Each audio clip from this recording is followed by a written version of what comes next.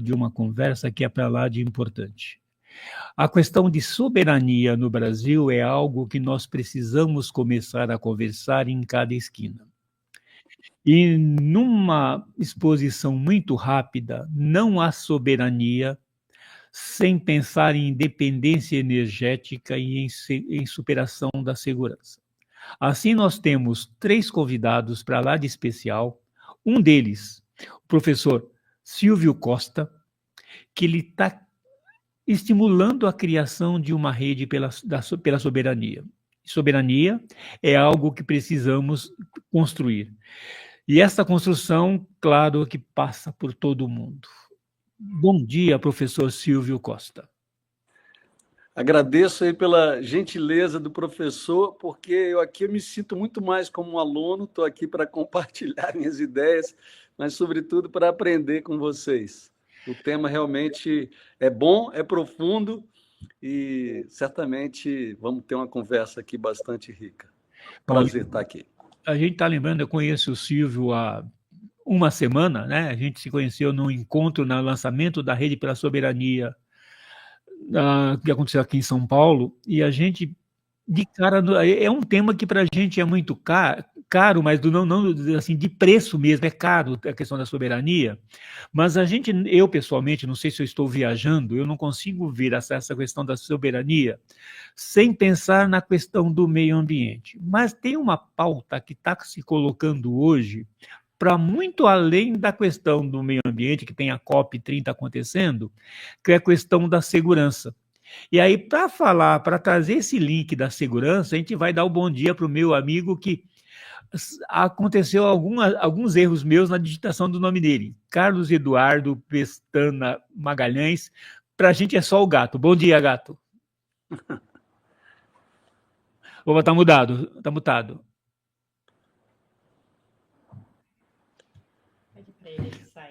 Acha bom você sair e entrar de novo, porque nós não estamos te ouvindo, Gato. Silvio, então, enquanto os dois entram, vamos conversando com você aí. Tranquilo. Você me ouve bem, né? Eu ouço. Perfeito. Então, Adão, eu acho que assim você mencionou a Rede pela Soberania, né? A Rede pela Soberania é um movimento e é também uma entidade, né? Uma entidade que a gente começou a constituir formalmente agora em outubro, mês passado, né? E estamos aguardando a autorização do banco para ter conta bancária, para poder ter estrutura material para fazer as muitas coisas que podem ser feitas na promoção da soberania e na promoção da soberania com a visão democrática, né? Porque eu acho, sabe, Adão, que na história recente do país, e mesmo na história não tão recente assim, muitas vezes a defesa da soberania nacional ficou restrita ou, no mínimo, monopolizada, né?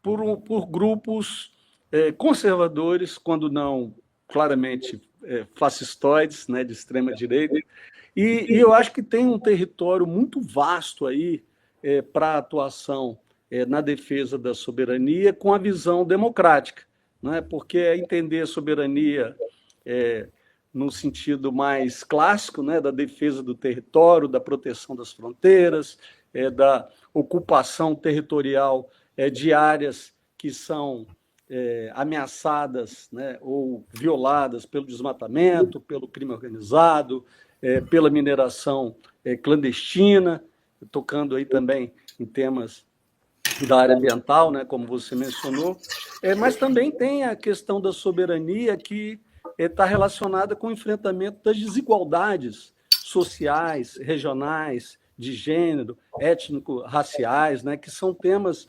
igualmente decisivos, né, para a construção de um país soberano, né, um país com um grau de desigualdades como o Brasil estará sempre ameaçado em sua soberania, não é? Porque é insustentável uma situação que você tem um país que está entre as maiores economias do mundo e que é campeão ou sempre aparecendo no ranking como um dos campeões de desigualdades. Então, de fato, A gente está se organizando com o objetivo de enfrentar essas questões, tanto as estruturais, que eu tentei aqui rapidamente mencionar, como as circunstanciais, né? E aqui tem uma questão fundamental, que é a emergência de uma extrema-direita global, que é uma ameaça permanente à soberania do Brasil e de outras nações, né? Agora mesmo a gente está vendo a movimentação no Caribe e no Pacífico da América Latina do governo dos Estados Unidos, mobilizando forças que, a pretexto de combaterem o tráfico, na verdade, estão fazendo o que bem entende por ali, né? Já há uma contabilidade de 76 mortes, né? A gente não sabe até que ponto essas pessoas que morreram, que foram assassinadas, na verdade, têm vínculos, de fato, com a questão do tráfico. Tivemos aqui o tarifaço, que é uma questão que não está ainda resolvida. Temos desafios enormes na questão da exploração mineral. Enfim, o tema é vasto e, no nosso entendimento, requer uma mobilização muito grande de pessoas, de organizações que, sem prejuízo das atividades que já exercem, né, a ideia da rede é, inclusive, fortalecer as organizações e aquelas lideranças que venham a se incorporar a esse movimento, né? A gente tem aí uma tarefa muito grande no sentido de se manifestar, de pressionar as autoridades em todos os poderes, no sentido de mobilizar a população. A rede teve uma atuação muito grande no 21 de setembro, né, contra a PEC da bandidagem, porque, como eu digo, para a gente o tema da soberania está colado no tema da democracia, né? A gente não quer qualquer soberania, a gente quer soberania com respeito à democracia. E aqui eu paro para ouvir os colegas que certamente terão contribuições mais relevantes ainda para fazer e para eu aprender aqui com eles. Mais relevantes eu não sei, mas igualmente relevantes certamente. Como você mesmo falou, né, a gente tem um ponto que para mim é crucial, que está em voga hoje, que é a questão da segurança, que está sendo leiloada a segurança brasileira, inclusive tirando a PF da possibilidade de investigar crimes que hoje são nacionais ou transnacionais. E assim, até por isso a gente trouxe o meu amigo Carlos Eduardo Pestana Magalhães, o Gato, para falar sobre a questão da segurança e como isso se encaixa na questão da soberania. Bom dia, Gato. Continuando te ouvindo. E eu não estou te ouvindo ainda. Você vai ter que sair e entrar de novo. Sai da plataforma e volta novamente, porque você sai da plataforma, tem que desligar e sair. E enquanto isso, vamos ver como se encaixa a questão do meio ambiente nessa conversa toda. Bom dia, meu amigo Ulisses Odisseu, Google Queixada. Bom dia, camaradas, todos me ouvem? Ouvimos muito bem. Boa, vamos lá. Primeiro, meu agradecimento ao Adão, à Rádio Cantareira pelo convite, e aos amigos aí pela conversa que teremos, o Silvio e o Carlos. Eu sou biólogo, sou mestre em cidades inteligentes, atualmente estou no doutorado estudando a arborização viária, que é a arborização das ruas, e inclusive na arborização e até na jardinagem, hoje, já começamos a discutir de forma muito séria, muito real, o uso ou não de espécies exóticas. E o porquê isso? Porque algumas espécies de plantas exóticas têm potencial de invasão dos nossos biomas, Mata Atlântica, Cerrado. Então já começamos e acredito que até de forma um pouco tardia esse debate. Mas reitero, esse debate também já está, a partir de agora, em todos esses, sobre todos esses focos também. E quando falamos de soberania e de espécies exóticas ou nativas, esse assunto impacta o mundo inteiro das mais diversas formas. E sim, um jardim que eu posso fazer em São Paulo, ali nas imediações do Parque Trianon, por exemplo, pode impactar em todo o parque, como já aconteceu com a Palmeira Imperial, que não foi oriunda de sementes dos jardins, e sim por ação humana, ação antrópica. Seguinte, é claro que eu vou querer ouvir o Gato, mas eu lembro de uma vez que trouxeram aqui para o Brasil uma planta que é nativa, que era criada em lagos na África, E essa planta hoje toma conta de diversos lagos e rios brasileiros. Não, aqui não sou botânico, não vou falar o nome, eu só sei que essa informação chegou para mim há algumas décadas atrás, eu não esqueço do tema, ainda que não lembre da planta. Mas eu quero ouvir mesmo o meu amigo Gato, ver se está tudo ok com o som dele agora. Bom dia, Gato. Continuo não te ouvindo. Parece que estão boicotando o gato. É que o gato não está miando, talvez seja por isso. Não é o volume, não? Vê o seu fone de ouvido. Tentar o fone de ouvido. Tenta direto sem o fone.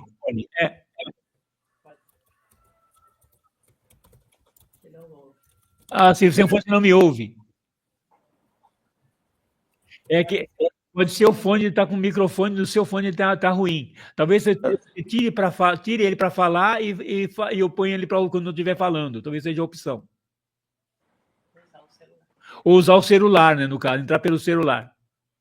Enquanto o Gato vê a questão lá, vamos ouvir mais um pouquinho. Oba! Não. Queixada, continua essa questão de...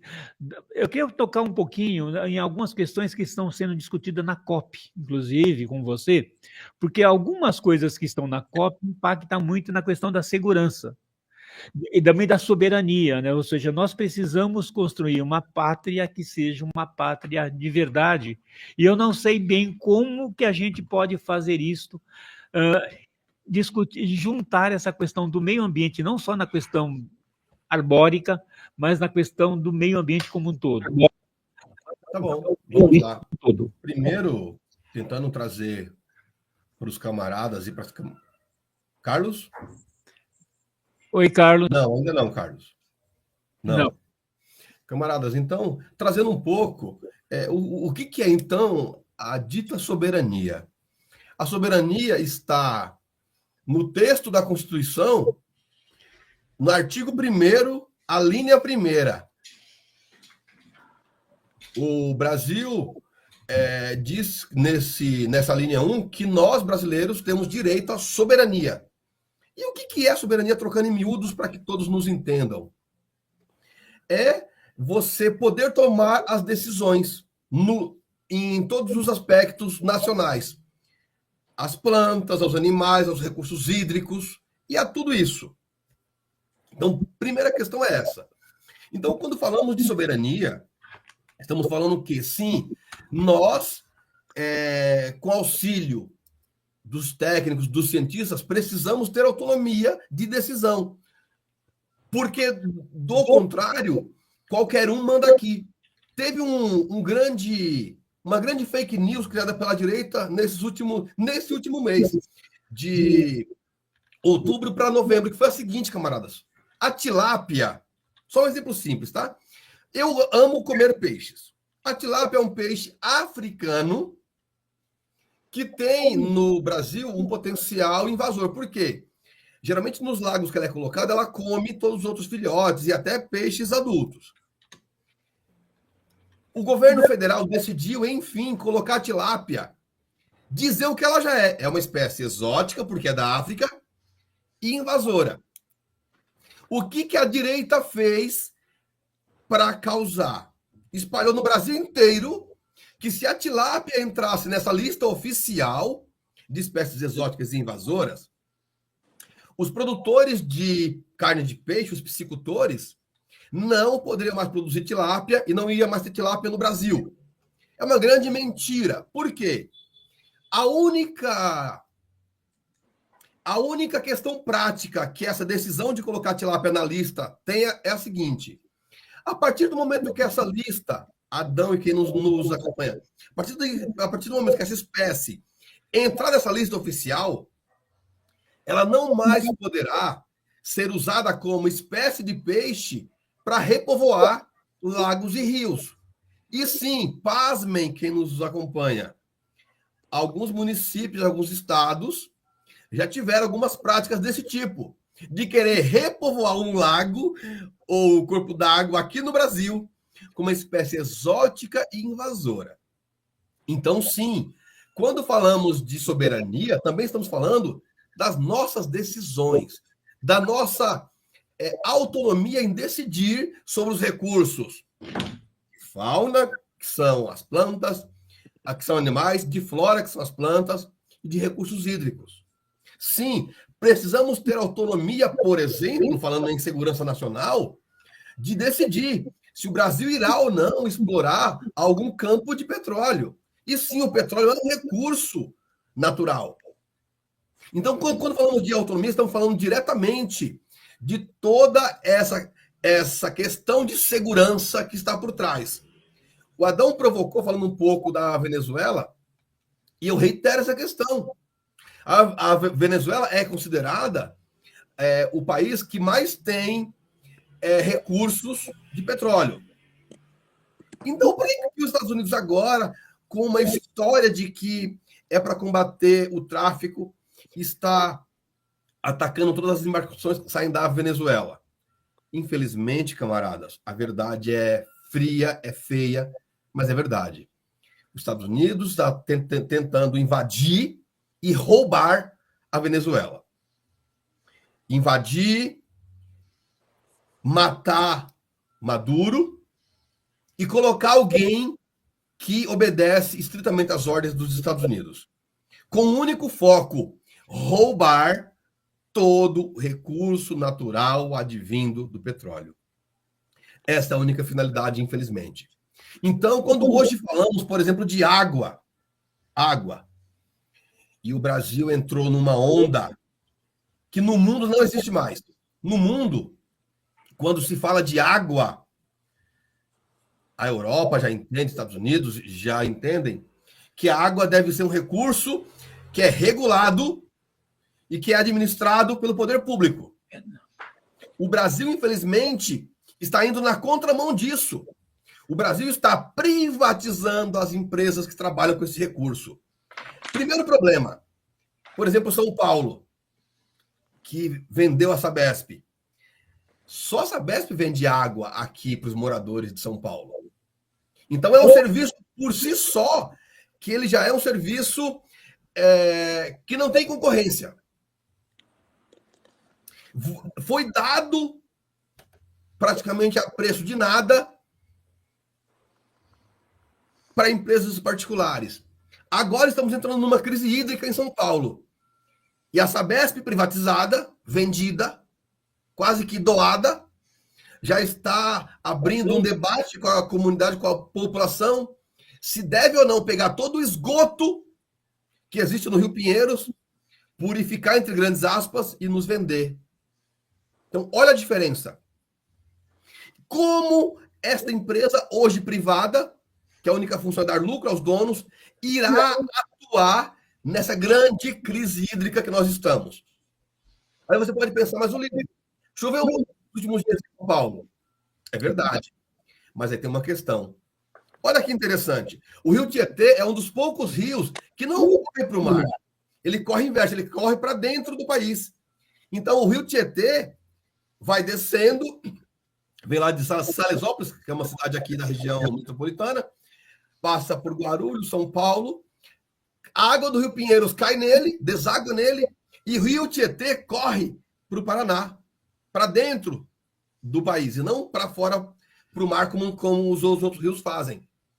Então, por mais que chova aqui, não enche as nossas caixas d'água, as nossas represas. Por essa característica que o Rio Tietê tem. Então, perceba como é sério. Vamos enfrentar mais uma grande crise hídrica em São Paulo, já estamos enfrentando e vamos entrar nela de vez. E a única solução que a empresa privada apresenta é coletar todo o esgoto do Rio Pinheiros, tratar e para a saúde dos paulistas e paulistanos que aqui moram. Espero que esse tratamento seja o mínimo sério e nos vender. Bom, será que a gente consegue finalmente ouvir o Gato? Porque se eu deixar o Queixada falar, o tema que ele trouxe para mim, até por uma questão profissional, vai deixar eu querer falar só com ele. Mas eu quero ver se eu consigo ouvir o Gato agora. Gato, você não está podendo miar, meu. Tá mudo ainda. E é só você que está mudo, que os outros dois a gente está conseguindo ouvir, tá? Eu não tenho algum problema na transmissão sua. E aí, vamos lá. Eu já não sei mais o que eu sugiro para o gato para fazer, tá? Já não sei mais o que sugerir. Já saiu, já entrou em plataforma, não sei mais o que fazer. Ô, Silvio, vamos entrar nessa conversa? Já talvez a gente fique mancando na segurança hoje, mas vou insistir na questão da soberania, ou seja, como a sociedade, para além do dia 21 de setembro, pode ajudar na defesa da soberania no Brasil? Bom, eu acho que a gente tem um tema fundamental, né, Adão, no Brasil hoje, que é a realidade que a gente enfrenta no Congresso Nacional, né?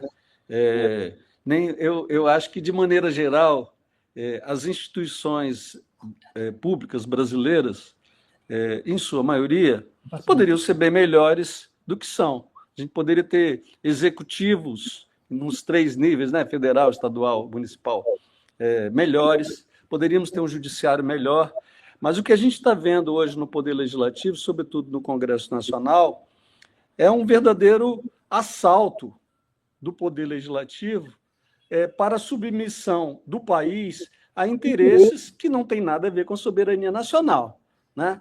Essa tentativa de sequestro do Legislativo, a gente tem visto em vários momentos, na discussão de vários temas, não é? Houve aquele momento chave que foi a tentativa de tornar os parlamentares brasileiros inimputáveis, né? Quer dizer, eles poderiam cometer crimes e sequer serem investigados por isso, porque até a abertura da investigação dependeria de autorização dos próprios parlamentares, uma situação que a gente viveu durante a ditadura, né, e que exigiu muita luta da sociedade para alterar. Eles estavam querendo retroceder nesse ponto. E hoje a gente tem um grande tema, né, Adão, que é a discussão sobre esse projeto de lei antifacção, né? E aí a gente viu algo absolutamente inusitado. O deputado licenciado Guilherme Derrite, secretário de Segurança Pública do Estado de São Paulo, ele se licencia do cargo para assumir a relatoria desse projeto e dá à discussão do tema uma direção absolutamente oposta àquela que é pregonizada pelos especialistas na matéria, né? O pessoal do Fórum Brasileiro de Segurança Pública, né, que reúne policiais, reúne acadêmicos, reúne pesquisadores, é um fórum muito importante, muito representativo, né, técnicos da área, né, gente que viveu e que conhece a experiência, as experiências internacionais bem-sucedidas no combate à violência e, sobretudo, ao crime organizado, né? Tem uma série de contribuições a dar que não tem nada a ver com aquela visão de que violência se resolve com mais violência. Violência se resolve com a institucionalização da violência, com o morticínio de pessoas que vivem na periferia, especialmente pessoas pobres e negras, né? Como a gente viu naquele massacre ocorrido recentemente no Rio de Janeiro. Então, o Derrite vai para lá, primeiro tenta emplacar a ideia, obviamente lesiva à soberania nacional, de equiparação das facções de crime organizado no Brasil ao terrorismo, ou ao narcoterrorismo, o que seria uma antessala, né, para o enquadramento do Brasil entre os países sujeitos a ameaças e a ações, inclusive militares, armadas, do governo neofascista, do governo de extrema-direita de Donald Trump, né? Então, houve uma reação, houve pressão, ele voltou atrás com relação a esse ponto, aliás, já divulgou até agora 4 relatórios para esse PL antifacção, lembrando que o Derrite é pré-candidato ao Senado e é visto também como uma possível alternativa de candidatura desse grupo ultraconservador ao próprio governo do Estado de São Paulo, né? Na hipótese do governador Tarcísio disputar a presidência da República.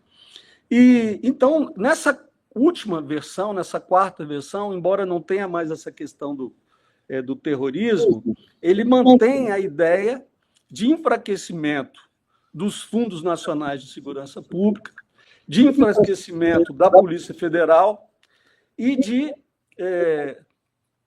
protagonismo para as polícias estaduais sob a chefia dos governadores. Né? Ele chegou a propor que a Polícia Federal não poderia agir em estado nenhum sem prévia autorização do governador. Imagina quando o governador, como a gente já viu aqui no Brasil várias vezes, governadores presos, governadores condenados, como é que o governador vai autorizar alguma coisa quando ele é parte da estrutura criminosa, não é isso?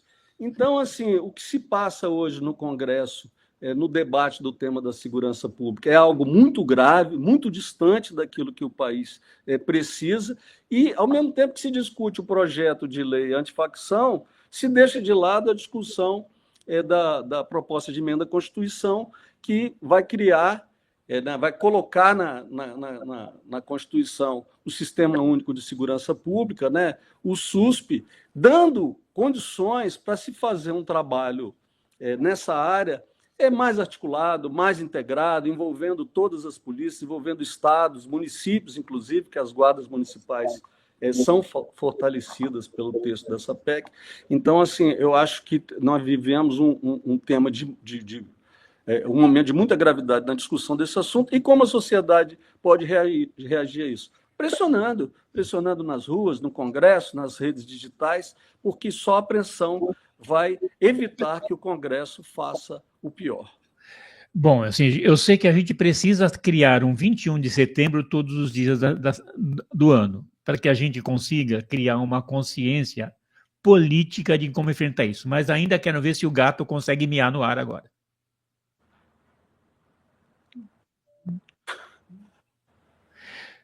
Não sei o que está acontecendo com você, gato. Você não está conseguindo miar.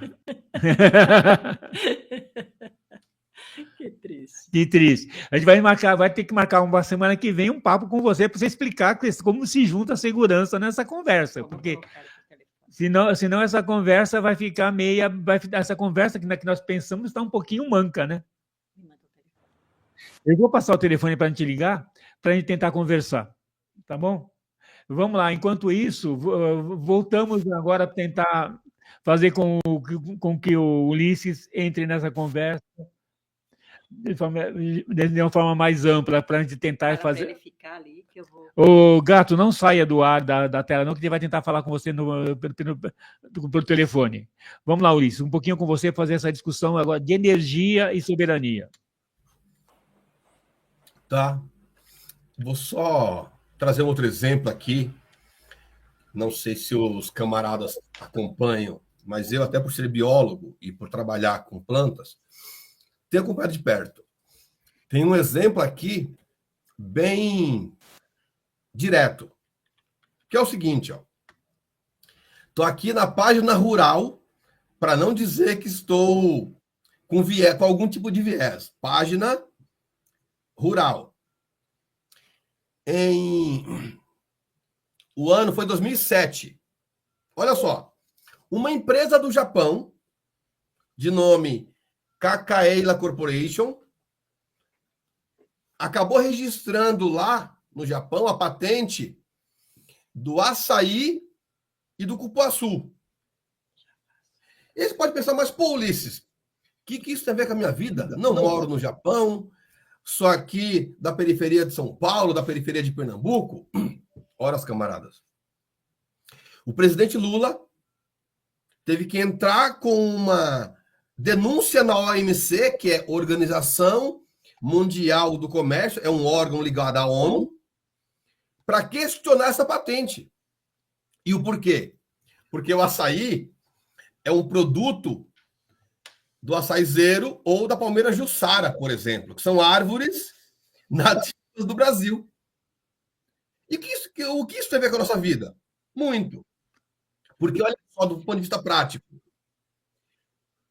se o companheiro Lula não fosse na OMC e fizesse toda essa denúncia, qualquer produto que fosse produzido no mundo, tendo como base o cupuaçu ou o açaí, nós deveríamos pagar um percentual desse valor para o Japão. Detalhe, reitero que o cupuaçu e o açaí são frutas nativas do Brasil.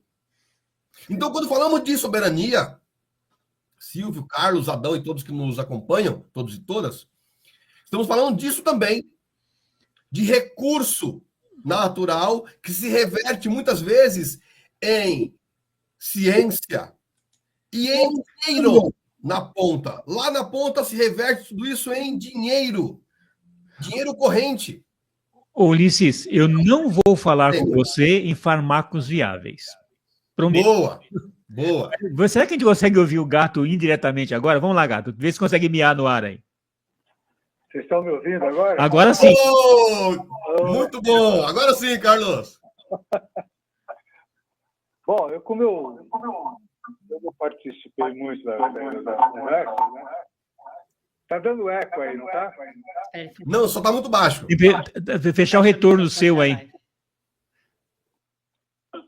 Do computador. E agora, como é que tá? Do computador, do computador. Tá ok. Tá ok. Eu fechei o som aqui do computador. Não é isso? Pode mandar falar. Não tá dando eco mais? Pode não. Tá com um pouco eco, mas vamos tentar te ouvir assim mesmo.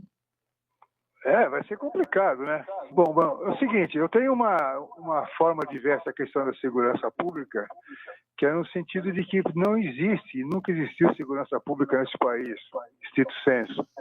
Sempre uma segurança pública privada. E a gente tem como, digamos assim, como um padrão a partir da criação das PMs e da civil pela ditadura militar. Ou seja, você cria na sociedade brasileira corporações militares e ou militarizadas com o único objetivo que era combater a guerrilha e a oposição à ditadura. E essa prática se manteve mesmo após a Constituinte de 88. Ou seja, você não tem polícia, a gente tem militares atuando como pretensamente policiais. Na realidade, eu chamo isso de capitães do mato modernos, porque o que eles fazem, de maneira geral, é o que era feito desde a época das capitanias hereditárias, que é reprimir, torturar, matar quem o Estado ou o poder define como deve morrer, né? E a gente tem na prática essa atuação militar. E o pior é que a esquerda, nós, a esquerda, acabamos incorporando essa categoria dita policial, que não tem nada de policial, e tratamos toda essa discussão como se estivéssemos discutindo policiamento. E segurança não é somente policiamento. O policiamento, eu diria que é o final de todo o processo da segurança pública, que tem a ver, primeiramente, com a presença do Estado na sociedade. Saúde pública de qualidade, educação de qualidade, transporte, segurança no trabalho, condições de qualidade de vida das pessoas em qualquer lugar, principalmente cidadania, ou seja, respeito às pessoas. A polícia tem um outro papel na sociedade, mesmo a gente sabendo que é uma sociedade capitalista, uma democracia liberal burguesa e tudo mais, não tem nada de revolucionário. Aliás, no Brasil nem reformista né?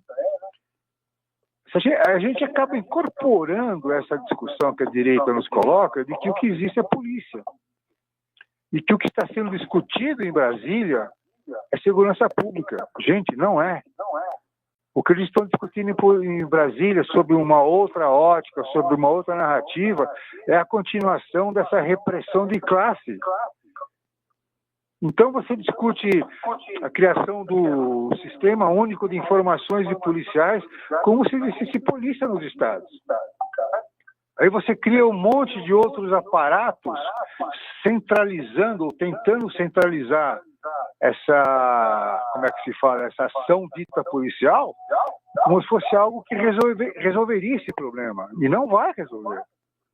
Quando você vê um De Hitler, ou um SS De Hit, como chama o Bob Fernandes, com toda certeza, um cara que é um assassino de uniforme, um cara que não tem formação nenhuma de nada, que não matar pessoas. Quando você coloca esse cara como relator de algo sério, como essa questão da dita segurança pública, a gente vê toda a falsidade disso que está acontecendo. Quer dizer, o cara como De Hitler tinha que estar preso. O cara é um assassino, confesso. Não tem nenhuma novidade nisso daí. A gente sabe disso, todos nós sabemos disso. Então, se a esquerda incorpora, aceita essa discussão, não parte para o pau, não parte para o confronto, mostrando que o que existe não é segurança pública, não é segurança para a sociedade. O que aconteceu no Rio é padrão militar de invasão e ocupação e assassinato dos atuais escravos. As senzalas que antes eram nas fazendas, agora são nas periferias de favelas. Então, o que nós temos, esses grupos de extermínio do Estado, porque eles são grupos de extermínios, tá? O que a PM faz em São Paulo, no Rio, na Bahia, em qualquer lugar, e não depende do governo, não depende se o governo é dito progressista ou não, porque a PM, a repressão no Brasil é militar. Ela está ligada diretamente ao Exército. É o Exército, em última instância, quem manda nessa repressão. Não são governadores. Esse papo de que o governo... Não existe isso. Tá? Quem manda é o Exército. Antigamente o Exército sujava as mãos nos golpes, hoje ele usa as PMs para fazer isso. E ele fica de trás, coordenando, vendo como é que se deve fazer. E nós da esquerda entramos nessa conversa. A gente continua tratando o soldado profissional, que não é policial, ele é assalariado, mas não é trabalhador, como se ele fosse um policial. A gente ainda ouve certos mantras que a esquerda fala, vamos, coitado do soldado da PM, ele ganha pouco, a sua origem é da favela, a gente tem que se aproximar dele para tentar mudar. Gente, isso não existe em nenhum lugar do mundo. A base do militarismo é exatamente essa, a lavagem cerebral, deixando a pessoa o mais desumana possível para poder fazer o que eles fazem. O soldado profissional não é negro, não é branco, não é indígena, não é oriental. Ele é soldado. E o que eles fazem aqui no Brasil ou lá fora é a mesma coisa, é a mesma barbaridade, é crueldade. A gente está vendo o que acontece em Gaza. Aqui é uma Gaza em escala. O que os soldados das PMs fazem, não só nas abordagens, mas em qualquer ação que eles fazem contra a população, desde que você não seja branco, com formação universitária e classe média, que é o meu caso. Eu não sofro essas abordagens, eu não sofro essa violência. Eu sou considerado cidadão. Eles não. Como falou o companheiro aí das desigualdades sociais existentes no país. Essa desigualdade social, que deixa claro quem não é nada, favorece esse tipo de coisa. É mais um processo da chamada necropolítica que a gente vê no mundo. Gente, para o capitalismo moderno, 8 bilhões de pessoas no mundo é muita gente. Eles precisam eliminar, matar de qualquer forma, pelo menos metade dessa população. Essa é a realidade. A necropolítica é isso. É o Estado definindo quem deve ou não viver. E o que nós vemos no Brasil, por meio desses aparatos repressivos militares, é exatamente isso. Você escolhe quem deve morrer. O favelado, o periférico, ele deve continuar vivo desde que ele continue sendo mão de obra barata, trabalhando para o capital, fazendo isso ou aquilo. Senão, não importa. Ele é um peso morto. Tá? Por mais que a gente, enquanto esquerda, a gente fique, como é que se fala, com raiva dessa situação, é essa que existe. Tá? Nós temos um governo que se diz progressista, que se diz, esquerda nunca foi, tá? Mas que se diz progressista, que continua no mesmo mantra da direita em relação a tudo isso. Eu me lembro do programa de governo do Boulos, que foi nos apresentado na Comissão Justiça e Paz de São Paulo, da qual eu sou membro. Cara, o item de segurança era exatamente o mesmo do Nunes. Mais homens, mais equipamentos, mais armas, mais repressão. Aí as pessoas ficam assim falando, pô, como é que a sociedade brasileira concorda com a matança lá no Rio de Janeiro? Essa sociedade, essa maior parte da sociedade não é respeitada. Eles não têm nada. Eles sobrevivem ou tentam sobreviver. O povo brasileiro não tem ideologia nem à esquerda nem à direita. O que ele quer é sobreviver. O voto nesse país sempre foi de cabresto, à esquerda ou à direita. O companheiro Adão falou assim, a população tem que ter consciência para lutar. Sem dúvida. Mas não existe. Nós, enquanto entidade de esquerda, seja partidos, organizações, seja o que for, nós estamos atomizados, separados, e pior, na minha concepção, não há um projeto de alternativo minimamente aceito por todo mundo. O que existe é sempre mais do mesmo. Aí, a segurança, ou ao que existe segurança, se encaixa nessa realidade ou nessa situação que eu estou falando. Claro que é minha opinião, ninguém é obrigado a aceitar, é óbvio. Mas acho que quando a gente fala em soberania, eu fico pensando, que soberania é essa que existe nesse país? Se o único projeto de nação que até hoje existe no país foi as capitanias hereditárias. O modelo agroexportador de matérias-primas, minérios, etc., sustentado pelo trabalho escravo, que até hoje existe, e que, por sua vez, tinha que ter os capitães do mato para manter essa situação. O que é que existe hoje em dia? Se não é a mesma coisa estruturalmente. O que é a economia brasileira? Quem mantém os escravos modernos trabalhando de acordo com os interesses do capital, presos e vivendo sob terror, medo, horror nas senzalas modernas? Ou seja, a gente da esquerda, se quiser enfrentar esse problema, de verdade, primeiro tem que enfrentar a questão militar. Que a questão militar ninguém enfrenta. Tem medo. A esquerda se borra de medo dos militares. Fica achando que fazendo papo, negociata, etc., arranjando os brinquedinhos de guerra de segunda e terceira mão que os milicos tanto gostam, vai apaziguar, vai deixar... Não vai, gente. O Estado brasileiro, ele nunca foi criado para defender soberania, fronteira, valores brasileiros. Eles sempre representaram uma casca a serviço do capital, do ogro negócio, de qualquer coisa que não o povo brasileiro. Eles são mercenários, eles são entreguistas, eles são corruptos, eles são bandidos, só que usam dessa ideologia que a esquerda incorpora, eles são a nata do leite. E não são. Eles são exatamente o oposto. Eu brinco com algumas pessoas dizendo assim, se porventura os Estados Unidos invadissem o Brasil, vocês acham que os militares iam defender o país? Não, nada, iam se juntar a eles. Você percebe?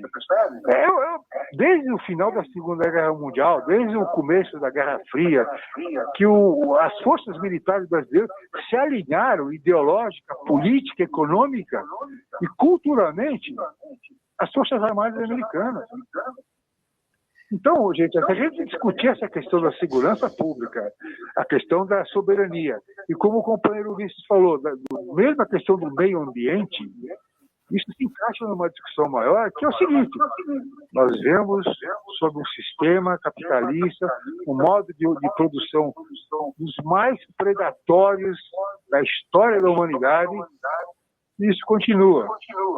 Aí vem alguém e fala, mas os BRICS vai resolver. Não vai resolver nada.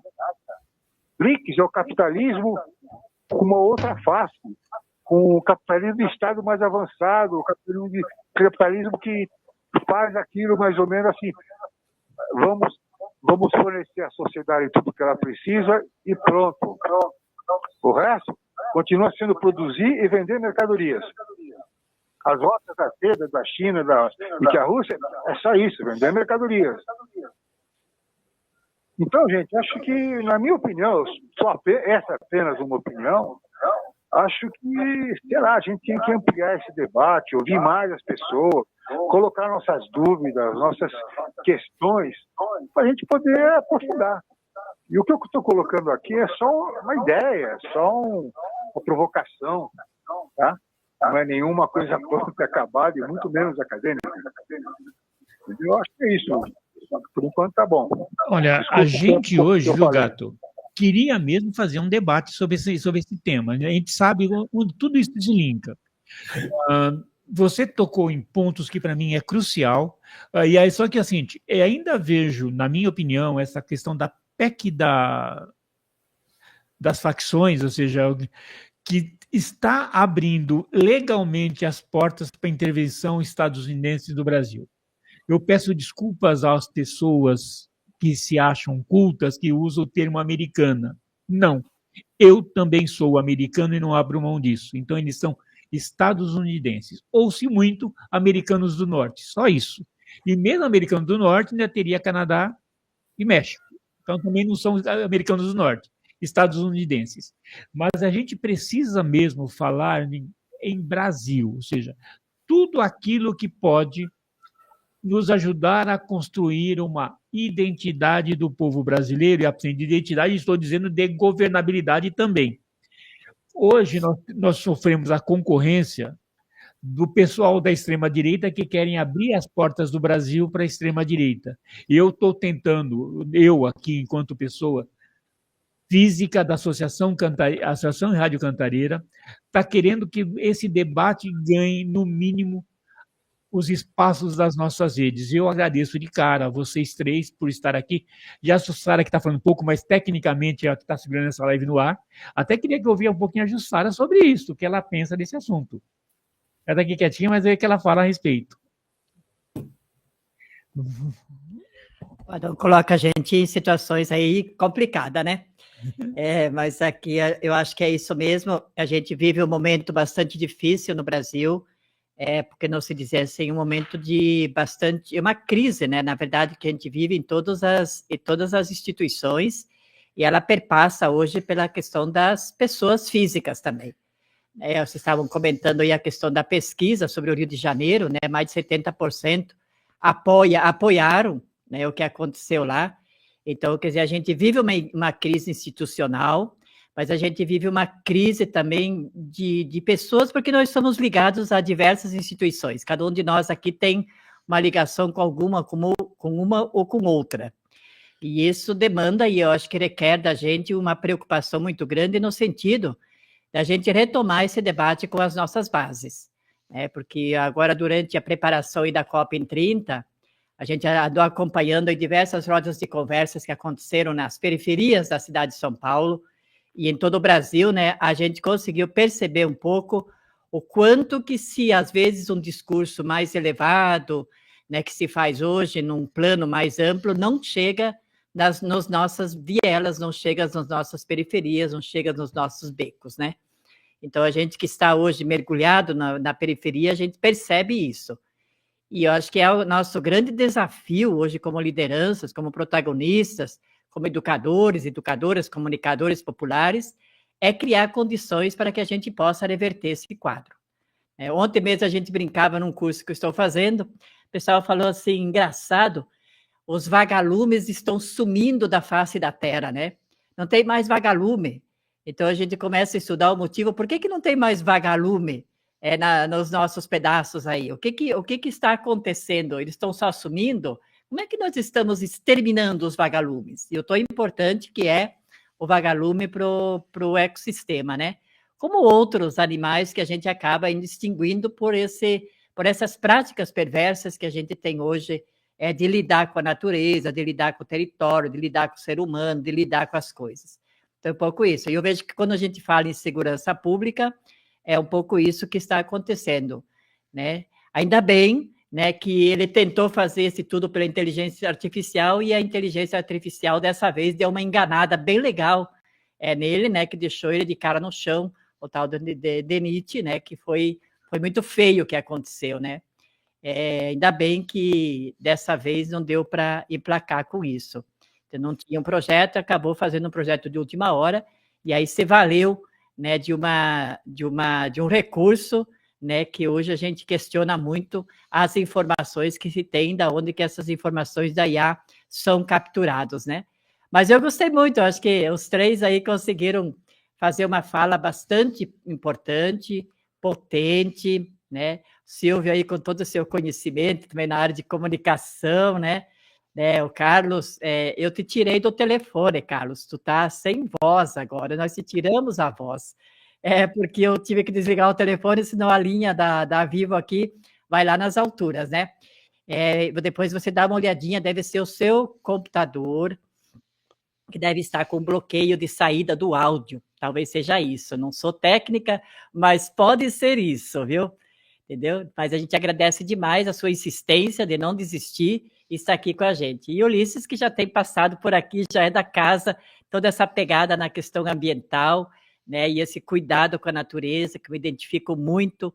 Com as 3 pautas aqui, eu tenho uma identidade bastante grande, então agradeço demais estar aqui dando uma força para o meu amigo Adão, né? A gente não é nativo digital, né? A gente está aí aprendendo no caminho. De uma geração muito anterior à tecnologia digital. A gente apanha sempre. Mas sem a presença hoje da Jussara, que se diz que não é nativa, imagine eu, que estou um pouquinho mais velho que o Queixada, né? Queixada é aquele porco que veio também. Também Queixada é o porco do mato, tá? Para lembrar. Só que quando ele se apresentou como Queixada, eu pensei dos Queixadas de Perus. Também. Porque ali tem uma luta da questão ambiental do meio ambiente, que hoje está sendo discutida, inclusive a questão do incinerador, que a gente pensa em como isso impacta. Mas hoje eu quero voltar a conversa ao Silvio. Silvio, o que a gente vai fazer a partir de hoje para criar um ponto, para criar essa rede pela soberania em todos os cantos? Será que se o Carlos quiser falar, assim, ele vai pedir para ele ligar pelo Zap, a gente aqui pro... Eu vou colocar o telefone aqui no chat. Tá? Vai colocar o telefone eu vou te falar no ar, mas aí pode ser mais gente entre, que a gente poder conversar com isto, com mais gente, de fazer com que essa conversa da questão da soberania, como falou a Jussara, chegue às vielas das favelas. Porque precisa chegar, é claro, no Morumbi. Mas se não chegar nas vielas, o povo não vai estar sabendo. Silvio, como a gente pode fazer isso? Pois é, sem dúvida é um desafio, né? Eu queria destacar, sabe, Adão, que todas as pessoas que tiverem acompanhando aqui esse debate podem entrar em contato com a gente por e-mail, redepelasoberania@gmail.com, ou pelo nosso perfil no Instagram, Rede pela Soberania. Se quiserem acessar diretamente a carta aberta, né, que resume os nossos princípios e objetivos, pode entrar pelo link bit.ly/adesão Rede pela Soberania. Lá tem a carta aberta e tem a proposta de adesão à rede. Queria também ressaltar que a Rede pela Soberania não se coloca como uma articulação de esquerda, mas sim uma articulação de todo o campo democrático, né? A gente está recebendo pessoas de vários partidos e pessoas sem filiação partidária. O compromisso maior é com a defesa da democracia. Então, temos já várias lideranças, vários representantes de grupos periféricos na rede, né? Já são mais de 600 pessoas, né? Dezenas de organizações, mas há um caminho longo a percorrer no sentido de aprofundar isso e, sobretudo, da gente elaborar um plano de ação estratégica, porque a gente viu aqui na discussão de hoje que o tema da soberania é muito amplo e tem várias dimensões, né? A gente não tocou aqui, mas uma questão chave na realidade do mundo de hoje, é a necessidade de soberania digital, né? Os nossos dados, os dados públicos brasileiros, os nossos dados privados, estão hoje em propriedades estrangeiras, sobretudo de empresas dos Estados Unidos, e empresas que têm compromissos legais e contratuais com o governo dos Estados Unidos e com os órgãos de inteligência estadunidenses, no sentido de fornecer a eles tudo que eles têm acesso. Eles sabem tudo sobre todo mundo, no mundo inteiro, né?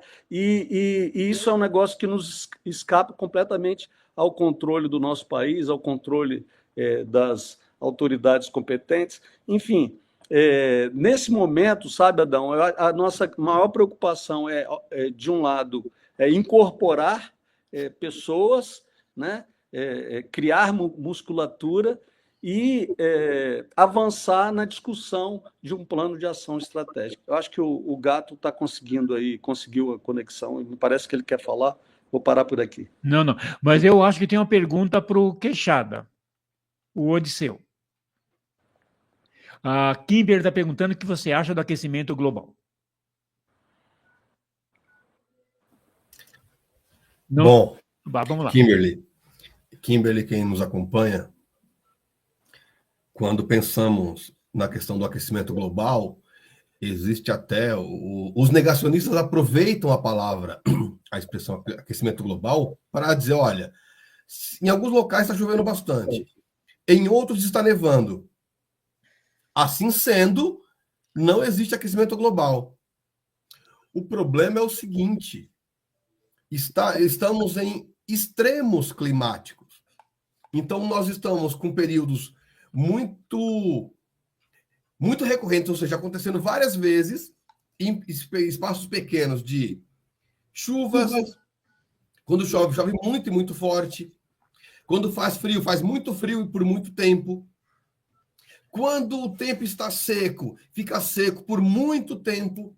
Então, estamos nos extremos climáticos. Tem toda uma explicação do porquê o aquecimento. Nós estamos poluindo mais, acaba no nosso globo terrestre, no nosso planeta, formando camadas, e essas camadas deixam o raio do sol entrar e impede que eles saiam. Por isso que aquece. E quando aquece, por exemplo, derrete as geleiras e tem tem algumas consequências. Mas o problema de nós usarmos só a expressão aquecimento global é esse. É que os negacionistas, de forma muito sacana, muito perversa, usam esses exemplos de chuva e de neve para dizer, olha, não, o mundo não está aquecendo. Então, essa é a grande questão. Por isso que hoje preferimos usar o termo, Kimberly, quem nos acompanha, de mudanças climáticas ou extremos climáticos, para mostrar que o clima está cada vez mais extremos em espaços menores. Por exemplo, o professor Carlos Nobre, da USP, que estuda clima, trouxe uma fala muito importante semana passada, do seguinte: na cidade de São Paulo, nós tínhamos, em média, uma chuva de 80 milímetros a cada década. Então, a cada 10 anos, um temporal, uma chuva muito forte. E ele disse, olha, agora temos uma chuva, um temporal assim, em vez de ser uma por década, em um ano, temos 2, 3, 4 vezes. Então, perceba, o que era uma em 10 anos, eu tenho 4, 5 em um ano. E o que isso acarreta? Voltando à questão da soberania.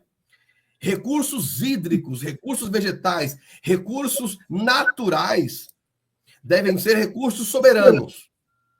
Se a prefeitura não cuida das áreas verdes, que são as praças, os parques, e não cuida das áreas azuis, que são os corpos, os lagos e os rios, a cada chuva forte, de 80 milímetros, de 70, causam enchentes.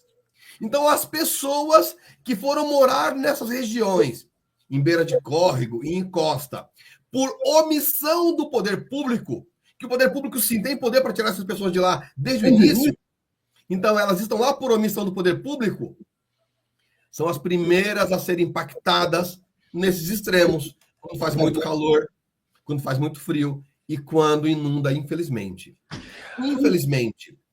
E quando existem alguns estudos que tentam fazer a conta de quanto custa de recurso público cada catástrofe e quanto custaria resolver o problema, que é tirar as pessoas da área de encostas e das beiras de córrego, deixar ali livre, como a lei manda, por exemplo, fazendo parques lineares. Linear nada mais é, a quem nos acompanha, de uma área que corre a linha, ao lado. Por exemplo, a margem do rio Tietê é uma área à linha do rio. Ali era várzea. Para quando o rio Tietê enche, e é normal ele encher de vez em quando, ali era a área que a água ocupava. E aí nós tomamos e fazemos vias, fazemos prédios, fazemos edificações, fazemos comércios. E uma hora a conta chega. E, infelizmente, quem paga a conta, que é isso que a COP discute hoje, e a Arábia Saudita, infelizmente, votou contra, é quem paga a conta.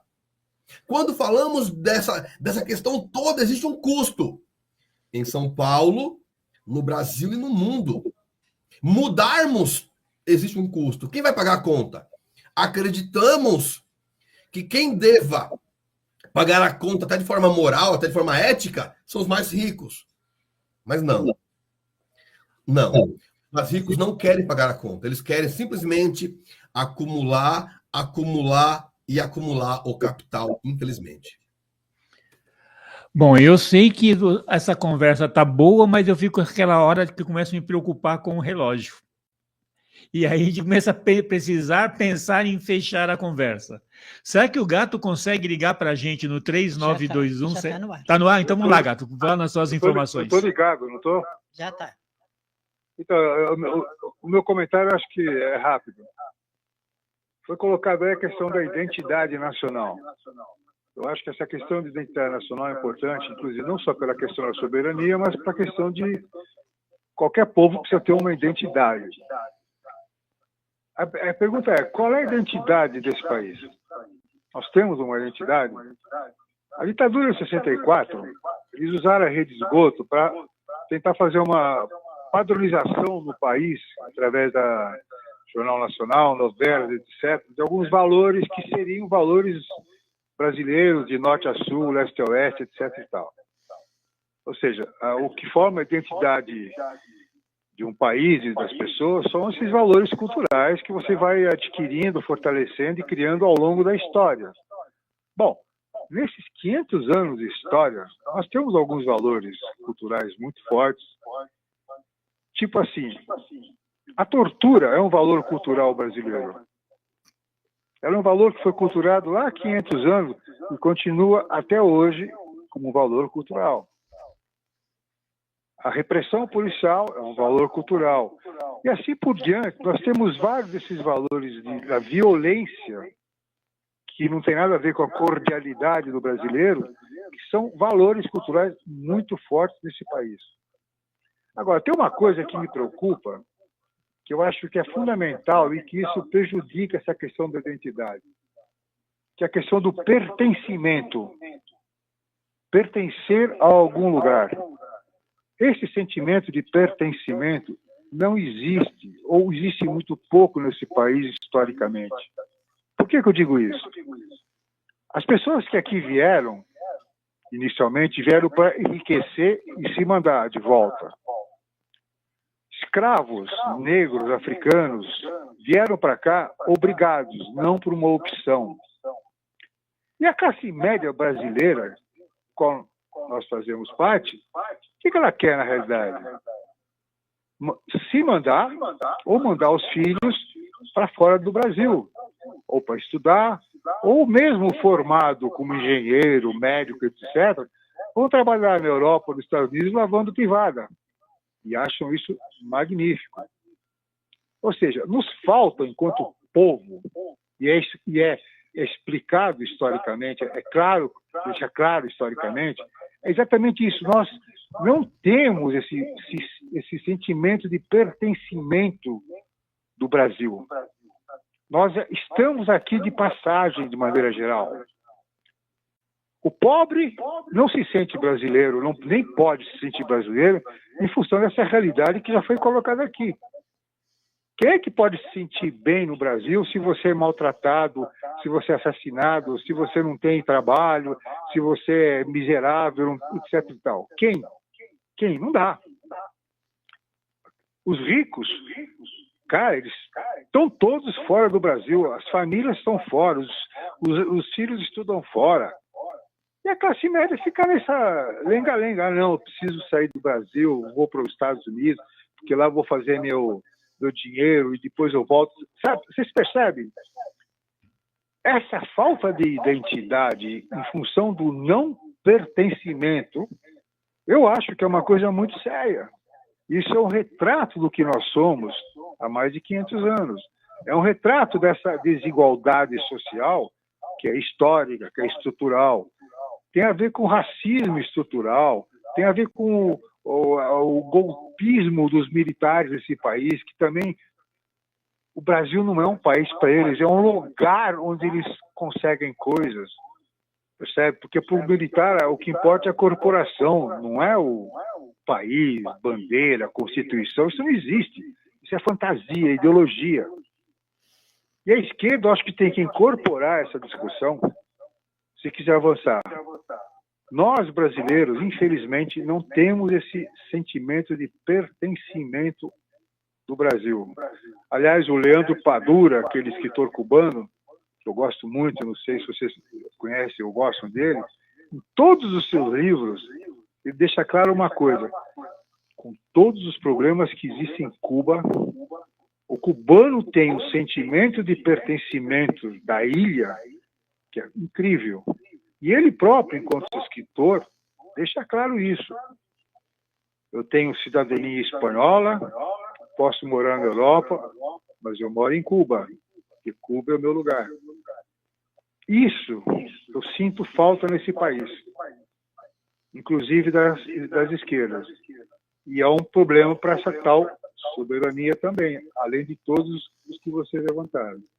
Obrigado, é isso aí. Bom, eu acho que a gente precisa começar a falar em dar um tchau, né? Apesar do tema estar legal, queria ficar mais umas 2 horas. Eu acho que a primeira coisa, a gente precisa construir essa rede pela soberania em todos os cantos do Brasil. E aqui a gente só não demos o pontapé, né? Só trouxemos essa discussão para a periferia, na Rádio Cantareira, que está na região Brasilândia, e usando as redes sociais da rádio para atingir muito mais que isso. Só que não vai haver rede pela soberania se não houver povo pela soberania. E aí a gente precisa conversar. Alguém falou aqui que a gente precisa tirar essa conversa das rodas dos intelectuais e levar para as escolas. E é assim, professores das redes públicas e privadas precisam levar essa discussão da soberania para as salas de aula, e não é para as escolas como palestra, é para as aulas, sala de aulas mesmo. Inclusive, no seio das famílias. Eu lembro que eu aqui sou o mais velho dessa roda, né? Posso falar que quando a gente, num tempo atrás, os almoços de domingo era ponto de conversa para coisa do dia a dia, até porque nesse tempo televisão nem funcionava o dia todo e também não tinha jornal na televisão. E a gente precisa, assim, de voltar a esta coisa de conversar. E conversar coisas que nos linkem. Hoje eu acho que a soberania é um desses pontos. E eu peço para vocês começarem a, infelizmente, se despedirem. Acho que chama o Carlos primeiro, né? Que daí a gente vai derrubar ele aqui da linha telefônica. Vai lá, Carlos. Vai lá, gato. Tem que falar no seu telefone, que você está conectado pelo telefone ainda. Essa aqui não. Peraí, que agora eu vacilei aqui. Pode falar. É 11 9 98 25 25 10.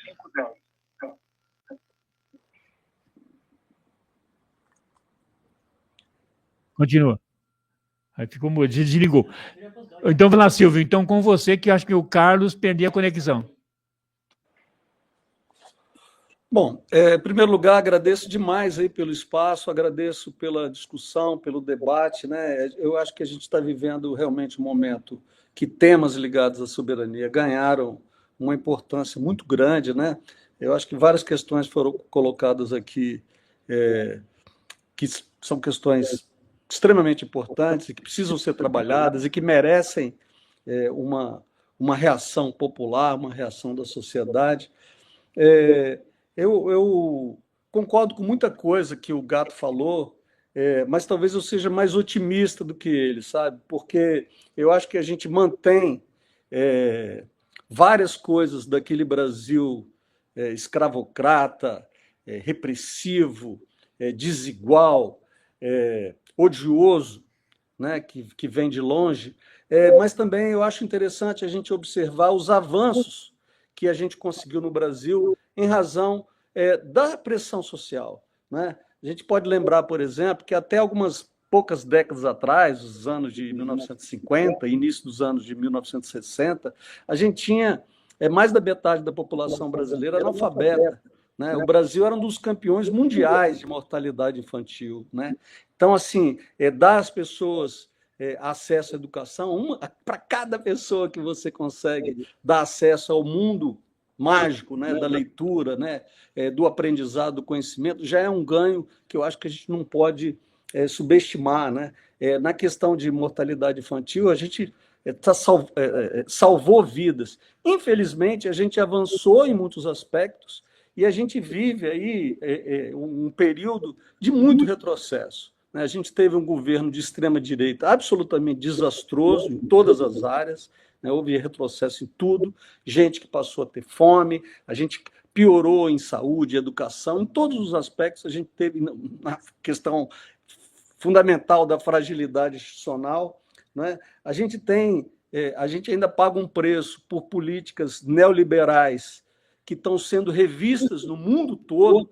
A gente está vendo agora que os mesmos países e os mesmos economistas, né, e governos que preconizavam, não, vocês aí, países em desenvolvimento, vocês têm que seguir essa cartilha. Eles próprios seguem outra, né, então fortalece a sua indústria, investem fortemente em desenvolvimento de ciência e tecnologia, fazem, como é o caso exemplar dos Estados Unidos, mas não é o único exemplo, né? Isso também ocorre na China, na Índia, na Rússia, fazem uma ponte entre desenvolvimento científico e tecnológico e estratégias de soberania nacional, inclusive para efeitos bélicos, para efeitos militares, né? O Brasil está muito atrasado nesse ponto.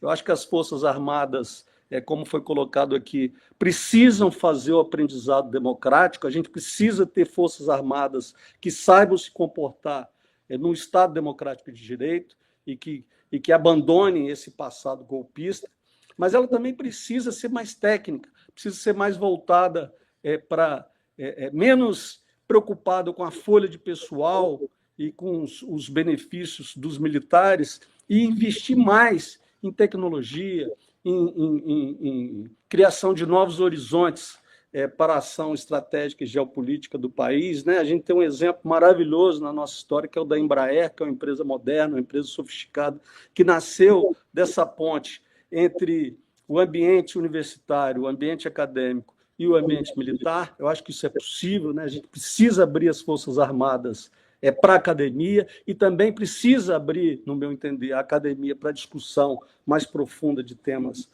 militares. Enfim, os desafios são vários, mas eu acho que se a gente não tivesse desafio, a vida seria uma experiência bem mais monótona, bem mais desagradável. Eu, pessoalmente, sou movido a desafios, estou muito animado com a rede, sinto que a ideia de uma ampla articulação para discutir esses temas e produzir impacto, né? Gerar ações que realmente façam diferença, como, de certa maneira, acho que a gente deu uma contribuição no dia 21 de setembro. Essa ideia é uma ideia poderosa e há de crescer muito, com a ajuda do Adão e de todos vocês, se Deus quiser. Um grande abraço para todo mundo e obrigado pela oportunidade. Agradeço, eu só deixei o Queixada por último, que na nossa reunião que nós fizemos no Sindicato dos Engenheiros, faltou alguém do meio ambiente. Por isso eu deixei de propósito o Queixada por último, que a gente precisa convidar o pessoal do meio ambiente a entrar nessa rede. Queixada, com você. Adão, Carlos, Silvio e quem nos acompanha, pasmem. E vai No acompanhar, Conselho né? Nacional de Meio Ambiente, CADES, São Paulo, a OAB tem uma cadeira e o CRBio ainda não tem. Não sei se porque o Conselho Regional de Biologia não pediu ou se o CADES não convidou. Mas olha que loucura. Percebam como isso é um contrassenso. No Conselho Municipal de Meio Ambiente de uma das maiores cidades do mundo, o CRBio não tem uma cadeira. Então, quando você falou aí, Carlos, Adão, do Sindicato dos Engenheiros, me coloco à disposição para somar em qualquer que seja a frente. Nós precisamos somar. E eu tenho aqui, Carlos, Silvio, na Rádio Cantareira, tentar trazer esses assuntos bem distantes até do nosso dia a dia para alguns, embora não o seja, de forma mais didática possível. E o Silvio citou de forma indireta aí o mestre Paulo Freire, quando ele disse que, olha, se eu ganho um para a causa de um grupo, eu não perdi um grupo, eu ganhei um para a causa. Quando o Silvio traz que cada um que é alfabetizado e que abre as portas por meio da alfabetização para esse mundo letrado que temos. Tem até alguns textos que falam sobre isso, alguns do Paulo Freire, alguns do Gadotti, enfim. Então é isso. Reitero o meu agradecimento à rádio, ao Adão, ao Carlos, ao Silvio, a nossa companheira que também está no estúdio ao lado do Adão. Sara. A Sara. E essa é a grande intenção, é fazermos um debate de forma mais didática possível. Quando o nosso companheiro traz no nosso chat do YouTube que esse tema tem que ser um tema a ser mais debatido e aberto, concordo plenamente. Quando falamos de soberania, falamos de vida. Falamos das nossas vidas. Das nossas escolhas que impactam diretamente nas nossas vidas. Isso inclui as escolhas políticas também. Porque quando falamos dos recursos naturais, que São Paulo está perdendo cada vez mais a cidade para ter aterro, para ter incinerador, para ter um monte de outras coisas, que o Estado também é a favor, estamos falando de vidas, estamos falando da saúde das pessoas e, em decorrência disso, de uma menor qualidade de vida e afetando as suas vidas, inclusive. Então, todos esses temas precisamos falar. E sim, isso que nós estamos fazendo aqui também tem um efeito prático, que é começarmos a pensar se na nossa casa, no condomínio que moramos, na fábrica, na escola, na nossa rua, tem algo plantado? Se tem o quê? É nativo, não é? Qual o impacto positivo ou impacto negativo? Que hoje, quando falamos de serviços ambientais, que são os serviços que o meio ambiente nos prestam, também falamos de desserviços ambientais. Um deles é a invasão biótica por animais, por plantas. Então, sim, é um assunto extremamente importante e, reitero, estou à disposição para o debate sempre. Estou aí nas redes sociais como Ulisses Queixada, que além de um porco, está ali a minha corda verde e amarela pendurada, também é um golpe de capoeira. E detalhe, é um porco nativo. O Queixada é um dos porcos mais utilizados pelos nossos povos tradicionais, inclusive como alimento. E sim, os povos tradicionais podem, por lei, fazer abate de fauna, fazer abate de animais para consumo. Não para revenda, para consumo de subsistência. Seja ele peixe, um mamífero, uma ave. Então, de novo, meu muito obrigado a todos que nos acompanharam. E de coração, até breve. Só um detalhe. A Kimberly fez questão de participar e ela hoje está, então, falando do CCA Marielle Franco, que fica em Ermelino Matarazzo, também aqui na Zona Leste. Um forte abraço, saudações a todos, até breve. Até, muito obrigado a todos. A gente vai acabar com a programação, porque a gente tem que voltar para a programação que tem aqui na fila. Obrigado a todos. Essa conversa precisa continuar em cada esquina. Até!